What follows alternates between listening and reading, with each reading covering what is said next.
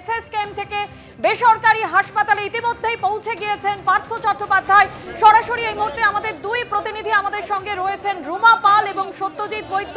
রুমা, তোমার কাছেই শুরুতে আসবো যে এই মুহূর্তে পার্থ চট্টোপাধ্যায় তিনি মুকুন্দপুরের আরএন টেগোর হাসপাতালে পৌঁছে গিয়েছে এবং এসএসকেএম থেকে বেরোনোর সময় দেখা গিয়েছিল মুখে অক্সিজেনের মাস্ক লাগানো রয়েছে তার। এই মুহূর্তে তার শারীরিক অবস্থা ঠিক কিরকম, চিকিৎসা কি শুরু হয়েছে? দেখো, জানিয়ে রাখি ঠিক 8:15 তারপর কার্ডিওলজি বিভাগ থেকে এসএসকেএম থেকে কার্ডিওলজি বিভাগ থেকে নিয়ে আসা হয় পার্থ চট্টোপাধ্যায়কে। তিনি স্ট্রেচারে তাকে তিনি শায়িত ছিলেন, তিনি শুয়েছিলেন। তাকে বারবার জিজ্ঞাসা করা হচ্ছিল যে তিনি কেমন আছেন।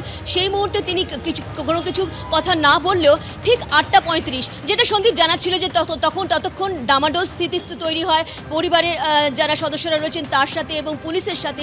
ঠিক 8:35 ওখান থেকে এই ঠিক পার্থ চট্টোপাধ্যায় অ্যাম্বুলেন্স ছাড়া হয় এবং পুলিশেরও একটি গাড়ি সঙ্গে সঙ্গে আসে এবং 9টার সময় কিন্তু আরএন টেগোর হাসপাতালে এসে পৌঁছায়, একদম এমার্জেন্সিতে নিয়ে যাওয়া হয়।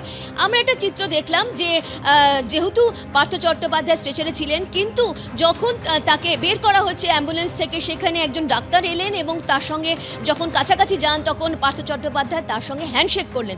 অর্থাৎ আমরা যে ছবিটা দেখতে পেলাম সেই ছবিটাই বর্ণনা করলাম যে তিনি কিন্তু ডাক্তার একটা বলা যেতে পারে একটা পজিটিভ তার ভাইব ছিল, কিন্তু কারণ বারবার তিনি বলছিলেন যে যেটা আদালতও কিন্তু বারবার বলেছেন যে সরকারি হাসপাতালে তিনি তার যে চিকিৎসা হচ্ছে তাতে কিন্তু তিনি সন্তুষ্ট নন এবং যে কারণে আদালতের দ্বারস্থ হয়েছিলেন তিনি এবং তারপরে বেসরকারি হাসপাতালে চিকিৎসা করানোর অনুমতি দেওয়া হয় তাকে।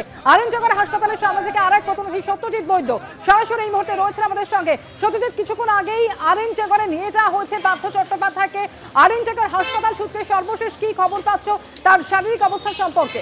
দেখো, তোমাকে প্রথমে বলে রাখি যে প্রায় 40 মিনিট অতিক্রান্ত হয়ে গিয়েছে। পার্থ চট্টোপাধ্যায় তিনি কিন্তু আরএন টেগোর হাসপাতালে এসেছেন এবং তাকে আমরা যেমনটা দেখলাম যে এমার্জেন্সি বিভাগে প্রথমে নিয়ে যাওয়া হয় এবং এখনও পর্যন্ত হাসপাতাল সূত্রে যেমনটা খবর এমার্জেন্সির যে বেড সেখানে তাকে শায়িত রাখা হয়েছে এবং সেখানে চিকিৎসকরা তার শারীরিক বিভিন্ন পরিস্থিতি কেমন তার সেই বিষয়ে পরীক্ষা করছেন, চিকিৎসকরা পরীক্ষা করছেন এবং এই মুহূর্তে তার সেই সমস্ত শারীরিক পরীক্ষা নিরীক্ষা চলছে।